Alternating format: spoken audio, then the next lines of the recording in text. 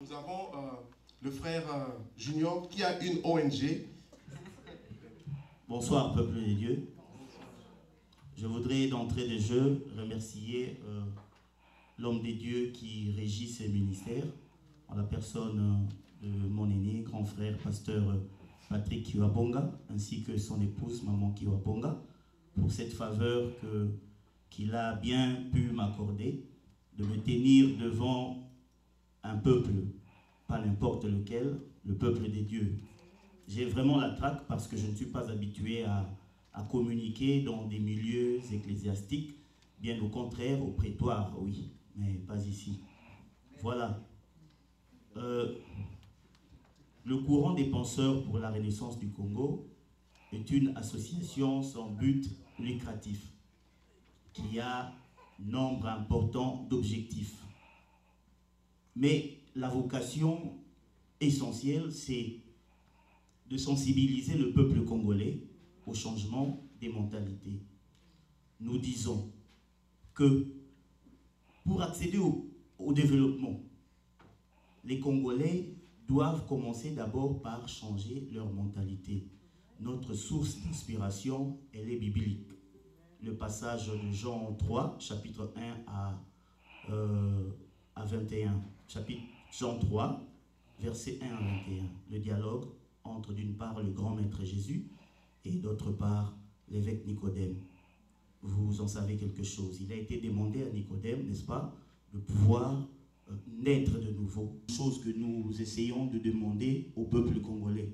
Il est bien beau de parler du développement, mais je pense que nous devons d'abord commencer par l'élémentaire. Nous oublions souvent de recadrer l'élémentaire. Je vais vous donner un tout petit exemple, puisque je dois être bref. Depuis que je suis ici dans ce pays, je n'ai jamais vu un parent, un papa, puisque nous en avons parlé, un père envoyer son enfant mineur aller lui acheter de la boisson alcoolique. Ça ne se fait pas. Mais quand nous rentrons, quand nous nous projetons en République démocratique du Congo, vous constaterez que même les députés, parents, pères, utilisent leurs enfants mineurs pour aller leur acheter de la boisson alcoolique. Comment pourrions-nous penser au développement? Comment pourrions-nous changer un pays comme celui-là, si riche, si beau, lorsque déjà les notions élémentaires, nous les foulons aux pieds? C'est très important. Donc c'est un peu ça l'objectif que nous avons. Et selon les dispositions des articles 4 de nos statuts, nous avons un regard attentif aussi aux œuvres humanitaires.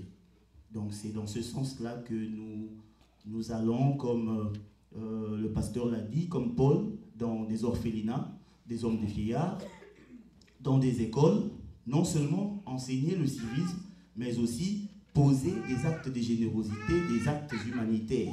Dernièrement, on a été à Selembao, dans un orphelinat qui, n'est-ce pas, ne répondait pas aux normes de l'humanité.